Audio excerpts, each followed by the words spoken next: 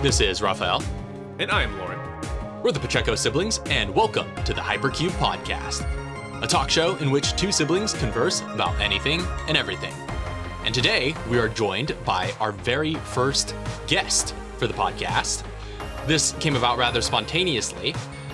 We are welcoming Rose, or how are you going by? Cyber Rosaic. Rose is fine. Cyber Rosaic. Rose, yeah, if you've watched Resident Roleplay or some of our other content, you're familiar with her. Mm-hmm. By various other names, such as Ilo or Ilwazmik. Yeah. You've changed monikers quite a few times for the duration of your interaction with us. Names are hard. I mean, they are, and that's why I just stick with my normal name. Yeah, me too. That's why I stick with my normal name. That's why I... Which I changed legally. Well, technically, I'm not using my legal name either. Names are hard! I guess that's what we've come back to, is names are hard. Yeah. Well, that's... I talk about this a lot when it comes to identity. The name is the thing that you are. Like, it's the thing that is the most you, right? It's like everybody... It doesn't matter what your gender identity is, what your sexual identity is. Like, you are your name. And your name has to reflect how you feel. So there's a lot of back and forth about people, especially nowadays, who are more open to experimenting with their identity, trying to figure out what name best represents them. But anyways. Yeah, you can find her as Cyber Rosaic in most places nowadays. Yes. So I think that's kind of your official moniker now. You think that's settled? I think so. Well, that's I hope good. so. Yeah. As of this podcast, yes. It's official. April 2022. What? Yeah, that's the date. It's April 2022. In fact, this is April April 1st. The 1st of April. So when we're recording this, at least, it'll be a while before you hear it. But nonetheless, April Fools, you got pranked. Happy birthday. Yeah, this is a short episode, and we're not going to cut anything. Okay, so some context. This podcast is being recorded under unusual circumstances. We were in the middle of a recording session, directing voiceover with Rose for an upcoming project, Project Clash. I guess we could say that. Right. That's on the website. Yeah. And we were all together. And so we figured, you know what? Loryn and I are just about to go to record the podcast anyway. Why don't you join us? So this came about rather spontaneously, but the problem is it's late at night and the recording session, and you just ended up hanging out a little longer than we expected to. Yeah, because we're all family here. So this happens. Yeah. Well, it's morning Australia time, right? Or is it afternoon by this point for you? It is 2 p.m. Yeah. So either way, it's day for you. It's late at night for us. We are all loopy and just... I've been up all day. Well, I had a little bit of a nap. I mean, I went to work this morning, so I've been up since like 5:30 in the morning. So it's ridiculous, and it's too late, and we're going to try and do a short podcast, and there's going to be no cuts, basically, is what we're shooting for, and just getting the raw deal here. So we're just going to try and spitball and do as short of an entry as we can here, while still trying to be substantive. Yeah. So we'll see. We've been talking for a while anyway, even at this point. So we're just going to keep it going, which is really the kind of energy we're trying to capture with Hypercube, is just capturing our regular conversations. Yeah, we want it to feel like somebody started recording in the middle of one of our everyday... Which is often, thankfully, what has seemed to be happening so far. Like, we've had quite a few podcasts where we've just been in the middle of a conversation and then just started recording. Yeah. And then I do the intro, but then we start recording. Yeah. And I like it when we can just get going and we're just like, oh, stop. Start recording, and then we can continue this idea. Yeah, basically. The downside is that we end up talking for hours. Basically. But again, we're aiming for a short podcast. We got a time limit. We got a time limit on these podcasts, which we've actually been able to maintain fairly well, I think. Most of the time. Most of the time. One went over a bit, but that's okay. Yeah. As long as we could keep it solid and short. Thankfully. Most times. Thankfully, we're still in our first 5 podcasts. So yeah, we haven't established patterns. Yeah, we haven't really... You don't know what's supposed to happen yet. We don't know what's supposed to happen yet. We have goals, but we haven't seen what actually happens. So since we have this hard time limit, not really a hard time limit, soft time limit, since we're trying to make this short, we're going to try and, like I said, no cut special, speed run. Let's speed run it. Let's hit some topics that we've been meaning to talk about. First off, we've been avoiding talking about the 2022 Academy Awards all week because we were like, we got to save this juicy discussion for the podcast. There's some juice. Yeah. Well, first off, obviously we're going to talk about Will Smith, but first let's just talk about the awards in general. Because of all the things of this ceremony that doesn't ultimately matter, those are the things that matter more than the other things. Yes, and I have things to say about things that matter and things that happen. So, anyways, really quick, Rose, are you familiar with the Will Smith incident? Of course. Who isn't? Okay, just making sure. Just making sure you're not completely isolated here. Look, I know I'm pretty bad, but the one thing I'm good at is Twitter. Fair. That is fair. Yeah. And also for reference, for those who might not be familiar with Rose from our other shows, she is notoriously disconnected from popular culture. And specifically film culture. Yeah, specifically film culture. It's okay. We're doing PQ Film School, so we're fixing that gradually, which... Watch that if you haven't already. That's just basically our masterclass on narrative literacy. Just watching movies and showing our process for watching movies. It's a fun time. Right. So I guess I just want to hit some major categories. First off, I want to say, haven't finished reading the book yet, but I want to watch the movie after I read the book. Dune swept hard. Really? Yeah, Whoa. Dune won 6 Oscars, I think, in total. Whoa. Yeah, wow. So yeah, Dune did pretty good. Like not only in technical categories, obviously pretty much all the technical categories it won for sound design, VFX, stuff like that. That was already gonna be a given. It looked technically proficient. And Denis Villeneuve only directs technically astounding movies, but also cinematography, I think production design as well. It was a number of stuff. Mm-hmm. Let me double check since I just have the list in front of me. Yeah, it did win for production design. Right. Which is awesome.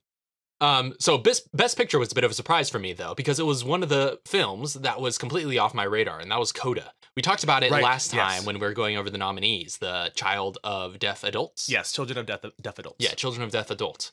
So that's very fascinating, and apparently it's a first. Apparently it was a streamed film. Whoa. So it was the first time a streaming film has won the Best Picture honor. That is actually pretty big news.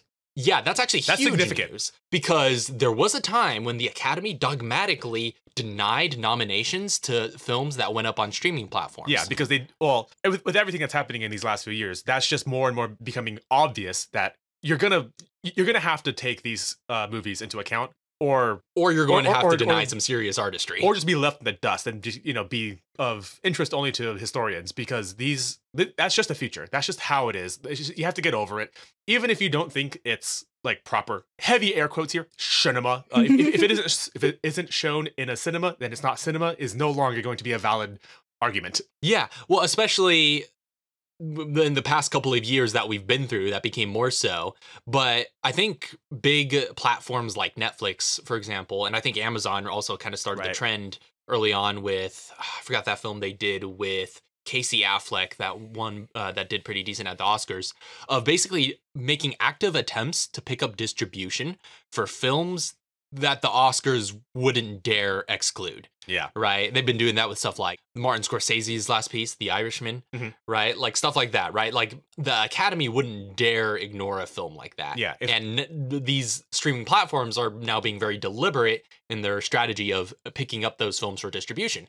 And it's interesting because basically the way they're doing it is very... perhaps casual isn't the right word, but it's essentially very casual. Like you hear Martin Scorsese talk about the process with that distributor. Like he said he went with Netflix, basically. This is Martin Scorsese we're talking about, right? Somebody who's at the top of his game at a huge elite level within the industry, very revered as a filmmaker and an artist. So he has, a fair amount of say.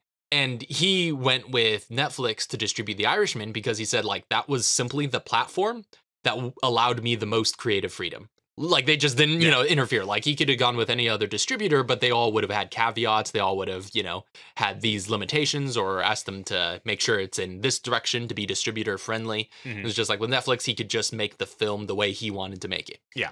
So and Netflix has been famously like hands off on its content. It will put anything on there. Yeah, literally anything. They won't even screen it.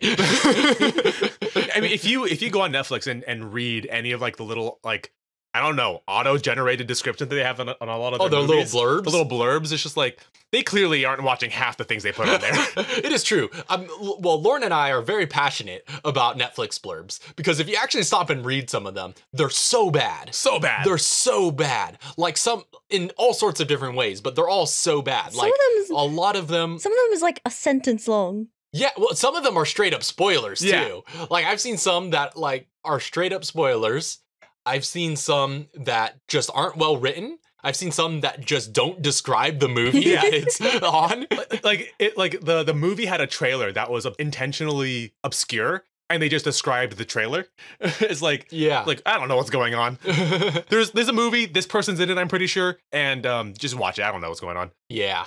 So Netflix is nonetheless, in that way. Yeah, Coda, first streamed film to win the Best Picture honor. Yes, and also to win. Yeah, very interesting subject. I think we'll have to probably give that one a look because, like I said, that one didn't really cross my radar at all over this past year. Yeah, which was very shocking to me when I saw it among the nominations, no less for Best Picture. So very fascinating. I'll definitely have to look into that further. That requires more research. Obviously, every time a James Bond movie comes out, it wins Best Original Song. Best Original Song. But in the score category, Hans Zimmer won his second Oscar, which is kind of cool. Yeah. I don't know too much about what decisions he made for Dune, but he literally never does bad work. Right. Yeah. So 2 Oscars for Hans Zimmer. Congrats. Obviously, he has a cubic buttload more on nominations, but 2 wins. You know what his first one was? Lion King. Yep. Yeah, pretty sure. Yeah. Which I always forget that he did that movie. Yeah. Well, the reason he made that film was because he looked at all the movies he was scoring and was like, I can't take my children to watch any of these films. Or it's just like, I got to do something that I can take my little daughter to watch. And so he made Lion King. Yeah. And then won an Oscar, I guess.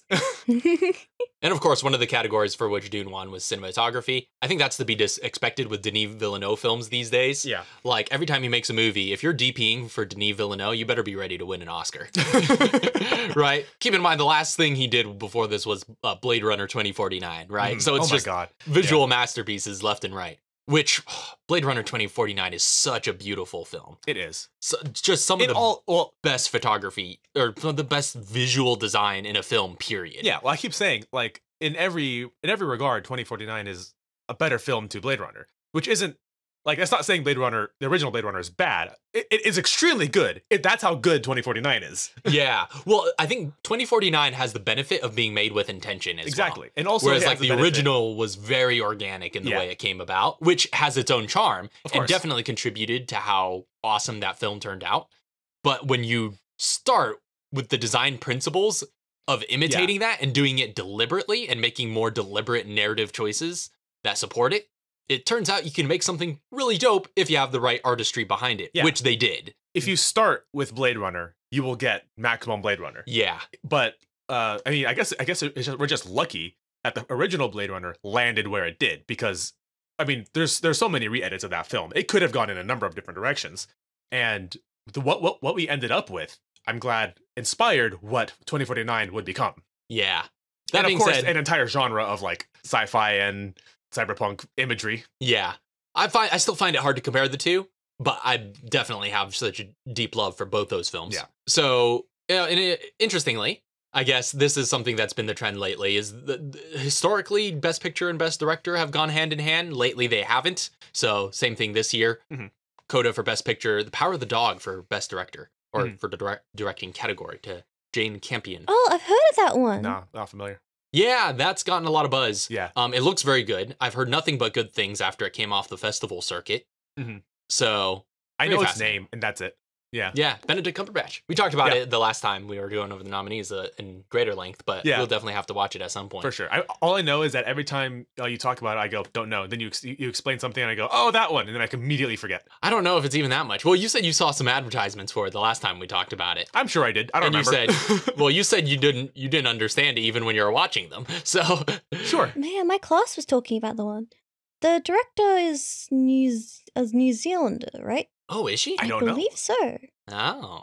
I mean, apparently New Zealand comes out with good filmmakers. Oh, they got, a Kiwi. What's his name? Peter Jackson. Peter Jackson's from New Zealand, and famously shot all of the Lord of the Rings trilogy in New Zealand. Beautiful, beautiful scenery. Mm-hmm. Definitely looks like a fantasy land. Yeah. And of course, that's where you get, like, all the Weta. I was going to say the Weta workshops, but Weta workshop is one. All the Weta shops. The whole Weta digital system, Weta workshop. Yeah. Of course, Will Smith won Best Actor in a Lead Role. So I suppose we got to talk about that. Yeah. So now we're going to come to the elephant in the room. Also, I will just say Jessica Chastain for The Eyes of Tammy Faye won Actress in a Leading Role. Mm-hmm. So that's pretty interesting.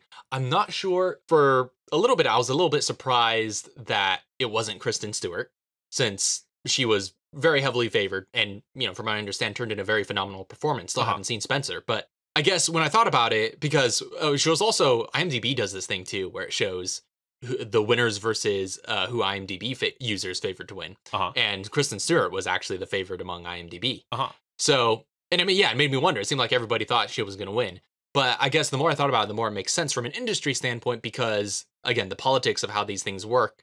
Jessica Chastain has been, I guess, favored for longer, right? Like, it's just, she's had a number of nominations. This is just her finally catching her win. Whereas Kristen Stewart, I think this is her first nomination.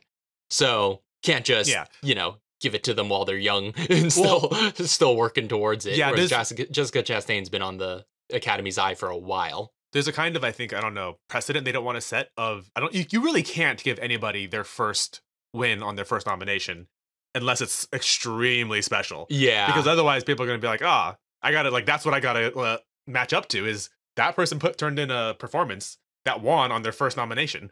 Yeah.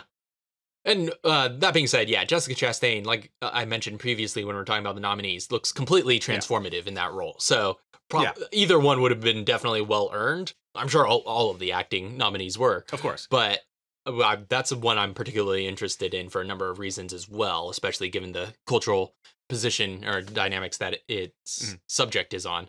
I was saying this earlier, at least when it comes to, I mean, all of this is pretty subjective, obviously. Like, these are just a select group of people's taste who obviously have really good taste, but basically getting a nomination at all is a win. Yeah. And then the winner is just whoever's the most popular at the time. Okay, so let's talk about the slap. First of all, the slappening. So you said Will Smith won Best Actor. Did he win Best Improv as well? Yes. That's what people were saying. Like, his performance that night was incredible. I want to talk about the slap from a screen fighting perspective. It's real good. Well, here's the thing. So obviously, when I first heard about it from you, Loryn, I actually hadn't heard about it before that. Well, I'm sure I had. It just didn't stand out to me what exactly had happened. It's like, sure, somebody got slapped, whatever. Yeah, but then you're explaining it to me, and I was like, wait. So obviously, my first reaction was this staged? And apparently, that was a lot of people's first reaction. Because when you hear it, it sounds like it is. It sounds like a bit. It sounds like a bit. It's freaking Chris Rock. Yeah, exactly. Yeah, after reviewing the tapes. I've gone back. I've reviewed the tapes. I've zoomed in enhanced. Yeah. No, after seeing it for myself, honestly, I mean, there's still a lot of people who are ardently arguing that it is completely staged and planned. Yeah. But from what I've gathered, just as a completely outside opinion, just looking at the whole scenario, it really does seem like it was a spontaneous occurrence. Yeah. And like if it was planned, there were a number of things that would have gone a lot differently, I feel like. Well, just from a production standpoint. If it was planned, the aftermath that we are currently seeing would look a lot different, because things would be falling into place a lot faster. Things would be moving a lot quicker. Like you'd see a lot of stuff happen in the industry, because that would have been a planned event, right? That would have been basically a stunt, and then everything would have fallen into place after that. We would have seen the fallout over the days after, basically wash it back into, okay, this was just a thing. Yeah, but it's still going. Like, it is still hot. It still is. That's the leading factor that I think is leading me to believe this was extremely. It wasn't. I don't think it was genuine still, but it was not planned. Well, yeah, and I think the giveaway most of all is that if it were planned, I don't think they would have cut to a commercial break. You know what I mean? Exactly. That's true. They would have aired all of the drama that came afterwards. Yeah. Instead of leaving that to the vultures, which is what's currently happening. It depends, because other outlets are getting the scoop. I don't know. With current media strategy, would that just be something that they would do nowadays? Manufactured viral sensations. Manufactured viral sensations are just like, okay, we're going to have people in specific, seats. That's true. Specific press and specific seats who will be able to record what happens after we cut the feed. Exactly. So and then they could upload it uncensored because they're not on television. Exactly. So it's like, we're gonna stage this event. And of course, again, I don't think this is what happened, but that would be something that they can do, is just make sure press is exactly where they need to be. You just sit them in their seats. When that happens, immediately cut and just let them film. Don't take away their phones. Don't do anything. Don't give any announcements of just like, please, turn off your cell phones or whatever. Mm-hmm. Just let them do, and then let them, quote, heavy air quotes, leak all that back online and do everything you need to do. That's true. I suppose that's not outside the realm of possibility in this day and age. Yeah. But nonetheless, I maintain that it probably isn't staged just from, again, this is just from what I can gather as a completely still outside perspective. I was not in the room, but and I'm not so entrenched in the industry. Who was that actress? Because I know her. I don't know her name. The actress who was sitting next to him, where after he gets slapped, she's just like, ooh. I'm pretty sure that was the one who's sitting behind Will Smith. Yeah, it looked like that was Lupita Nyong'o. That's her name. Yeah, I'm pretty sure that was her because her reaction is priceless. That is honestly the best part of that video. if you watch her in the background just react to the whole thing in real time, it's amazing. Just like the slap happens, she's like, oh, big white eyes, just like, keep my wife's name, and her eyes just get bigger, and she's just like, oh, this is front row seats. Well, I guess to briefly review what the occurrence was, though, in case somebody's approaching this podcast generations after and is completely without context. Right. How would you describe the order of events here? All right, Chris Rock. So do we want to go factual or do we want to go kind of joking? Let's report. Let's report the facts. All right. So Chris Rock, it was the host. I believe he was. Yep. I think he was just bantering at that point. I don't know if he was just doing a roast. Yeah, he was just bantering. He was just talking about everything, setting up everybody to get into the actual nominations. He pokes some fun at a lot of people who were nominated, and I think there's a pretty funny interaction between Javier Bardem and he says his wife, which is kind of sucks because kind of belittling the other gender in that situation. But reporting. So he's poking fun. Then he hits Will Smith's wife. And then Will Smith did not like that, walked up on stage, right hand across the face, sits back down, and then a shouting match ensues, cut to commercial break.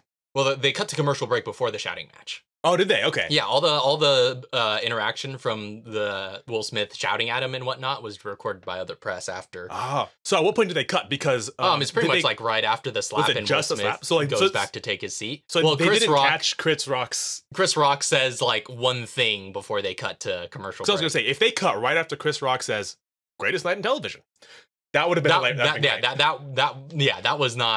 that was not televised at all. That sucks, because that would have been great. That would have been. Greatest night in television. Cut. Can we talk about... Well, especially because that's after all the swearing happens, and they can't air that. Can we talk about how quickly Chris recovered from that slap? Yeah. So he took it like a champ. I was going to say, consummate professional. Yeah, consummate professional. Chris Rock's conduct in the whole situation was actually a pretty masterclass in... Well, just like filling that kind of job position, right? But also, just like his whole charisma and the decisions he made and the way he handled it, was just perfect. He definitely came out on top in every regard. Yeah.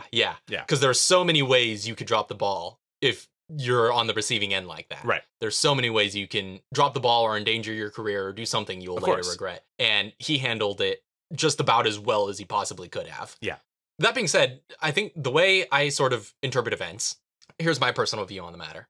The way I see it, this was actually a pretty clear-cut case, or I should say classic case, of just random violence. Yeah. Like the kind that you might see just anywhere on the streets. Yeah. It's literally just, because if you look at the playback, right, it's Chris Rock pokes this G.I. Jane joke at Jada Pinkett Smith. Right. And... in poor taste. In poor taste, sure. But, it's equal opportunity roasting, as he's been doing. And Will Smith laughs at the joke. Yeah. Well... yeah, go on. Will Smith laughs at the joke, and we don't see what happens between cutaways. Right. But they cut to Will Smith, he's laughing at the joke, they cut away. Next time we cut to Will Smith, he's walking up to the stage and smacking Chris Rock. Because you can see in the cut with Will Smith laughing that Jada Pinkett Smith is not laughing. Is not. And I think she's visibly rolling her eyes. Yeah, visibly rolling her eyes. Yeah. So it's a fair assumption. It is an assumption, but it's a fair assumption that at some point in between those cuts, Will Smith saw that Jada was not laughing. Yeah. And I think at that point, he just activates and does the manly thing, quote, air quotes, and just goes and smacks the aggressor. Right. So here's my interpretation of events. Okay. We're doing detective work here. Let me see inside your criminal mind. It is mostly the same. Obviously, there is just the classic instance of random violence, because like that is a classic setup for random violence, like in say various social settings, like a bar or a party or what have you. Yeah, it's just don't talk about my mother, or wife, or sister, or brother, or just don't talk about anybody who's related to me. But my interpretation of events is he poked that joke. Will Smith found it funny, looked at his wife, and was like, "Oh no." Yeah, that's basically what I was kind of getting at as well, or at least that's where my mind went. Was he had to redeem escalated, himself. In order to redeem himself in the eyes of his wife. Yeah, because when you see him walking back after he slaps Chris Rock, he is holding in a smile. He is holding in a laugh because, first of all, I don't think Will Smith meant that slap. It was mostly, again, I want to talk about that slap in terms of a screen fighting because the dynamics of that slap are hilarious. As in, like, the aerodynamics. As in, like, the kinetic physical movements that he performed. Like, that, it's a good slap for now television. We're getting into technique. It's a good slap for television. The hand moves across the face. He moves away from the body, so, like, there's not a lot of impact coming in. But anyways, whatever. Yeah, it's good screen fighting slap. It looks like it hurt a lot. This sounded like it hurt a lot on that lav mic. Yeah, I mean, it sounded like one of those slap punches. Well, that's the thing. I think the lav mic did get bumped, which really helps sell it. I don't think he got hit that hard. I genuinely think it was just a show of just like, I'm just going to slap him, walk back, and then it ended up being a lot worse than he actually intended. I don't think he intended it to be as bad as it ended up being. Right. Yeah. But still, kudos to Chris Rock for taking that like a champ. Like, he's just... And he just, the way he kind of rolls with it and makes it seem like it's part of the show. Literally rolling with the punches. Yeah, literally rolling with the punches. But you got to be ready to do that. Yeah. You got to be ready to do that when you're in that line of work. But yeah, he handles it very professionally. Yeah. Again, I don't think that was a scripted moment. Obviously, that was entirely spontaneous. I also don't think it was genuine.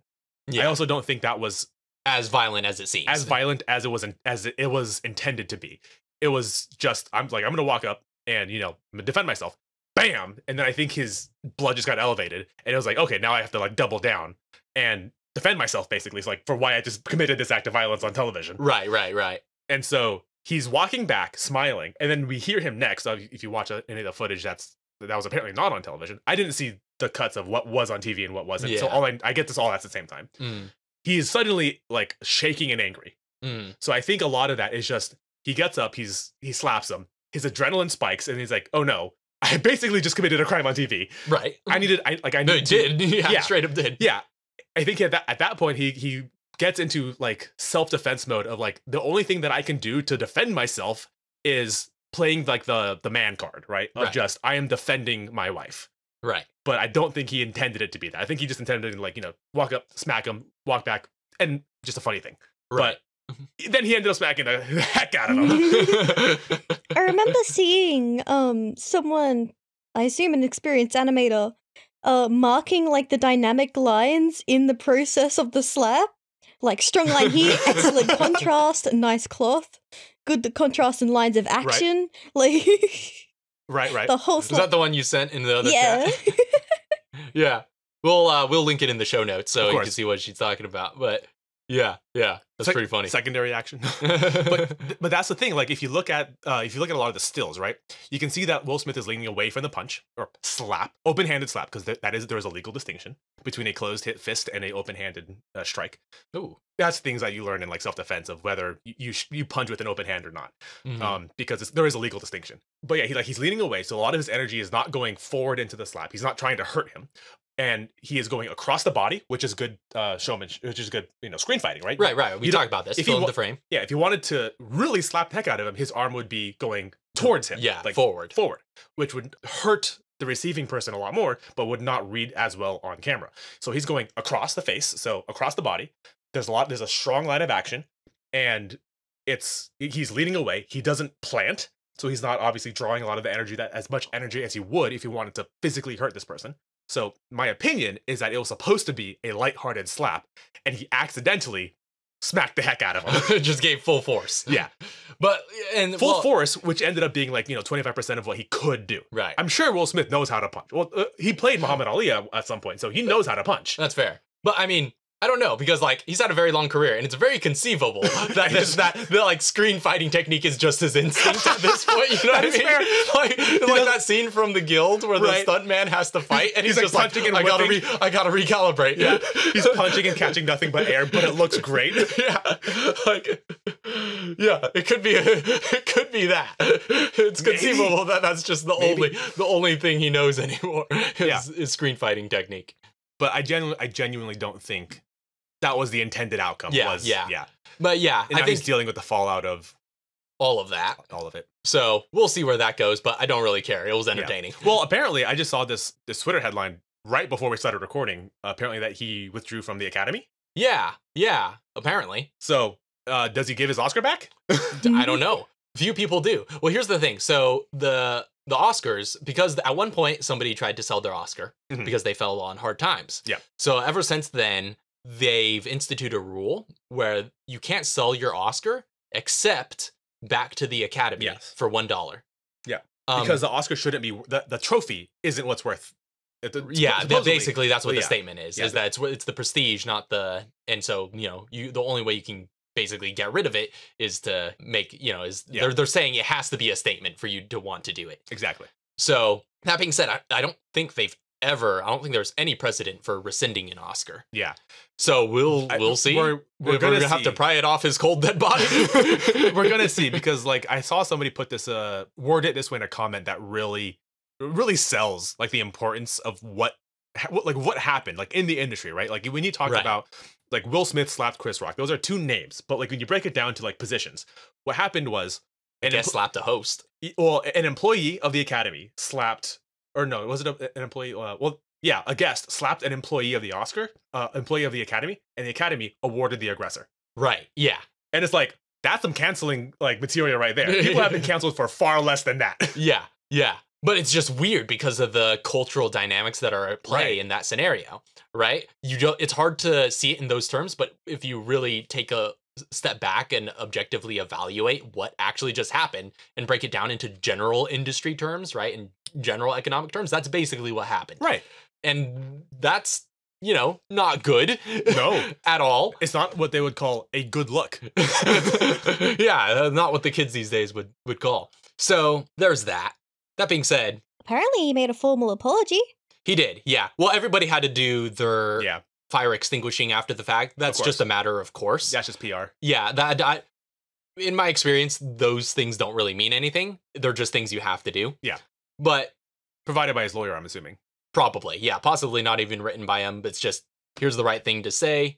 Here's everything that needs to be heard for me to continue to possibly ever be employable. Well, if you hear the news of somebody making a formal apology and then no more news about that apology afterwards, that was not written by them. Because usually somebody makes their own apology, there usually is some kind of backlash of just like, wait, but how come he didn't apologize for this? Or that wasn't a real apology, or all this other stuff. If it was a good apology and it hit all the bases, that's a PR move by their agent or their lawyer or everybody who's just saying, this is the next thing you need to do to keep your job, right? And make sure that nobody's gonna come down on you harder than they have to. Then they legally have to. Yeah.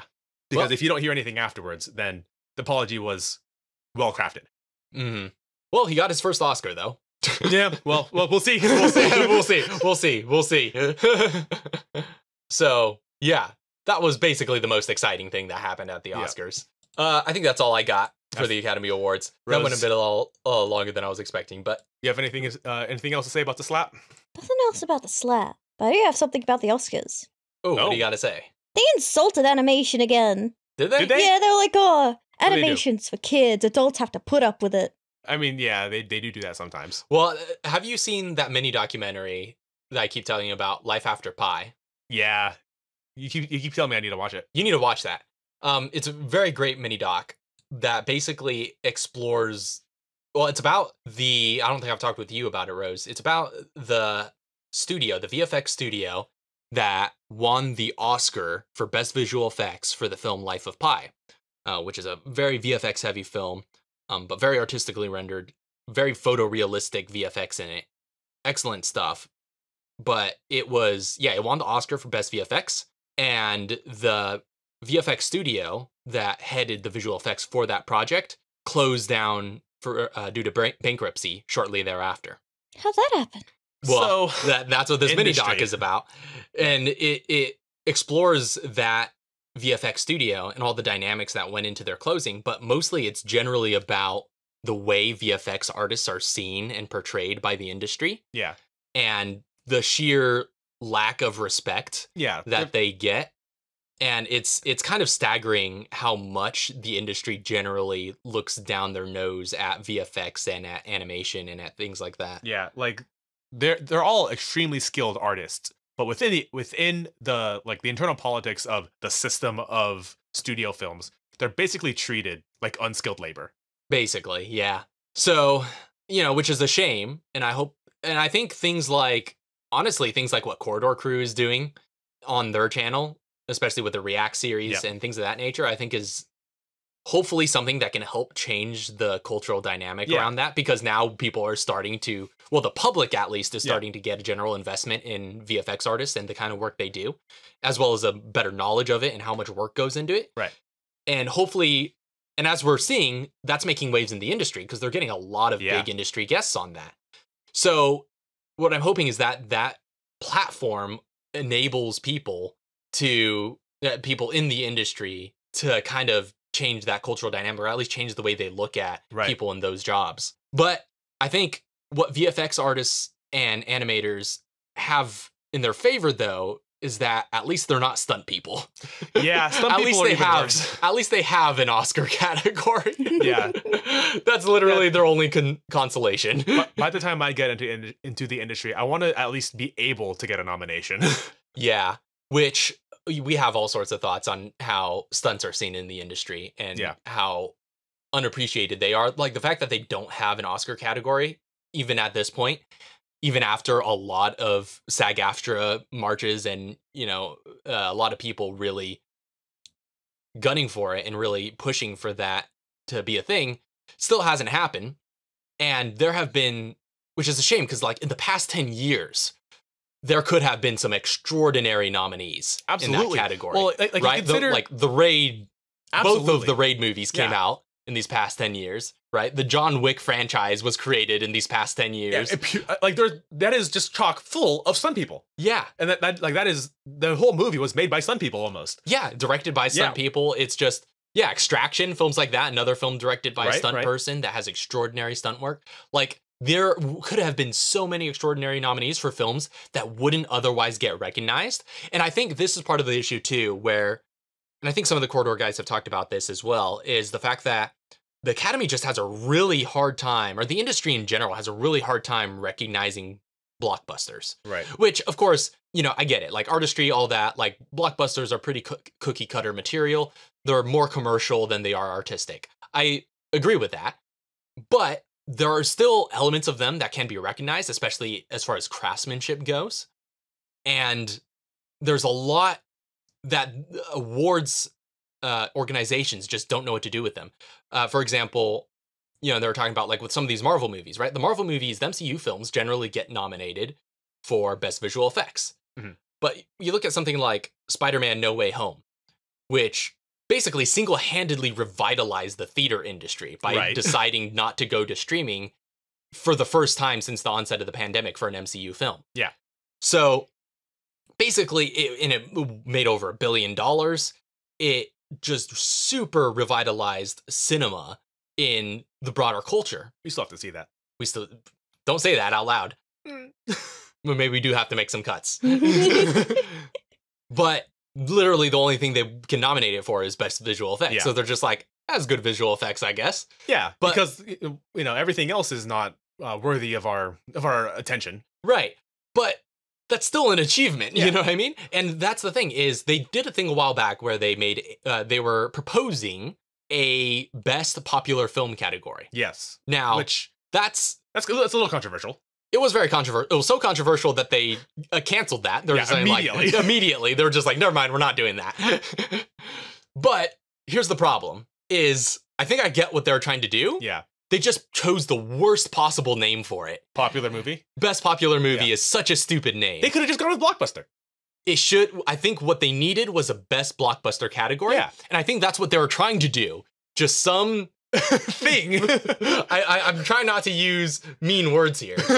Someone at some level in the Academy said, let's call it Best Popular Movie. And it was dead from that moment onwards. It would never see the light of day. Yeah. right? Because there's just so many legitimate critiques that could be leveled against even a category name like that. Yeah. Right. Like people say, it's like, what does that make Best Picture then? Like the best movie? Yeah, that nobody saw. Like it's just it's such a stupid name for a category. It is obvious. The intent behind it is obviously a little bit condescending. Like, yeah, you can tell whoever named that was unintentionally condescending, and like it just shows the kind of mentality that these people have towards those movies. Yeah. So it was just an awful deal all the way around. So that was obviously never going to happen. Yeah. But what they needed was a best blockbuster category, and I think that was supposed to be it. Just somebody screwed the pooch on the name and basically eliminated all possibility of a best blockbuster category. And so that's the thing, is like these roller coaster movies, say what you might about them artistically, they do have a place in the broader culture, and there is a certain amount of recognition that I think we need to have for what they represent just as event roller coaster movies. Like if you look at the Transformers series, by no means those are good movies. That is not cinema, but they are not bad. Yeah, like they're not terribly made films. You can watch them and take away a lot of entertainment from those. Yeah, and which I have a lot to say about in general as well, right? Like I think there's this general artistic aversion to escapism. Yeah. Right? Where, and granted, I would agree that good art will ground you in reality and can, show you experiences and expand your empathy to experiences that are beyond your own. I think that's one of the strongest purposes of art. But I always stop short, and I always hesitate to condescend towards escapism in the same way that a lot of other art-oriented people do, because I think there is a place for escapism. I think there is a value in that we're completely disregarding if we eliminate any respect for it entirely. And so I feel like blockbusters, artistically, you can't compare them to films that are just trying to tell a good story. Yeah. But you can compare them to one another, and that's why you need their own category. Yeah. Well, there is when it comes to, expanding your empathy and understanding different, points of view, that is a very serious human emotion, empathy, that has to be practiced, right? Mm-hmm. The problem is that's not the only human emotion that we can feel. Right. Adrenaline is a very real thing that sometimes you just want to feel. Sometimes you just want to go out and just run around and scream at the top of your head and just feel like your blood pumping. Getting that in a movie is a valid reason to watch a movie. You can go to a movie and want to laugh and want to cry and want to be excited. It's just that for some reason we put more value on, or rather, you put less value on certain emotions and certain things. Right. I think a lot of that just has to come with, again, a little bit of an ignorance of how our brains work in the general popular understanding of mental health and all this other stuff. Like having an expansive vocabulary, emotional vocabulary, will include things like pure adrenaline and just having that adrenaline rush and just wanting to be excited for half an hour, or for half an hour, it's a short movie, for 2 hours, just going in and just being fun. Yeah. That is not any worse. It's just different. Right. And of course you can't do that well as well. Because the difference between John Wick and case in point, right? There have been blockbuster films that are incredibly artistic and have an incredible amount of merit in even the traditional regard. I think the case in point, I suppose, from this last decade for me would be Mad Max Fury Road. Yes, that's art. That is high art, but it's also an action blockbuster, right? Yeah. It would be the only film that would have qualified in both categories if they had them. Yeah. Because it was a Best Picture nominee, right? Straight up Best Picture nominee in an academy that looks down upon blockbuster films. So, Best Picture nominee, and it could have been a Best Blockbuster nominee. Yeah. If they had that category. Incredible, incredible film. Just absolutely breathtaking storytelling. And also just an adrenaline thrill ride. It is, that film is an experience. Rose, that will be a special day when we do that on PQ Film School for you to finally see it. Because there's still, to my mind, no other film that I can compare Fury Road to. You know what I mean? That's just one of those films that's a singularly unique experience that you'll go into and just come out changed. It's in a category completely on its own, because anything that, it does so much, so well, all in the same movie. There are a few movies that you can compare in certain aspects, but not the whole thing. Yeah. And it's just nonstop cinema, really, from start to finish. But also just great, phenomenal action and character work and just everything everything about it just it smacks. Yeah. Oh, it's so good. It's so good. I just want to watch Fury Road again. Yes. All right. Well, this has gone on longer than I was expecting. So this was supposed to be a episode. quickie, but now it's a regular episode. Dang it, Chris Rock. Look what you've done to us. Dang it, Oscars. Blame the victim. So, I suppose that's it. Anything else you want to add, Rose? I don't think so. Alrighty, well, let's wind this down to a close. Thank you all very much for listening. Our guest for this episode has been Cyber Rosaic. This show is edited by Loryn Pacheco, mixed by Raphael Pacheco, with the music by Mono Memory. You have been editing the last couple of episodes, and I also realized when uploading the last ones that I totally haven't been crediting you this whole time. I edited this last episode, and I tried to remind myself, all right, tell Raph to fix the credits because I'm editing this and I'm hearing Raph saying edited by Raph Pacheco, and I'm like, something's wrong about this. No, yeah, I put it. It's in the metadata. Yeah, but we did not get audio clips for it. But Loryn has been editing since like episode 3.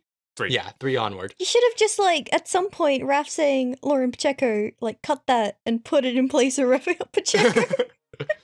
You could just chop it up, but you wouldn't have edited by and then mixed separately because I was doing edited and mixed by is the way I was saying it. Either way, I could have cut it up, fans. Whatever the case may be, thank you all very much for listening. Till next time, we'll see you all later. God bless. Adios. Is this your outro now? All right, so okay, before we end, I decided, I forgot to tell you, I decided in my mind, on every single episode, I'm gonna have a different outro. All right, so we're gonna do that. Expect a inconsistent outro, which will be my consistent outro.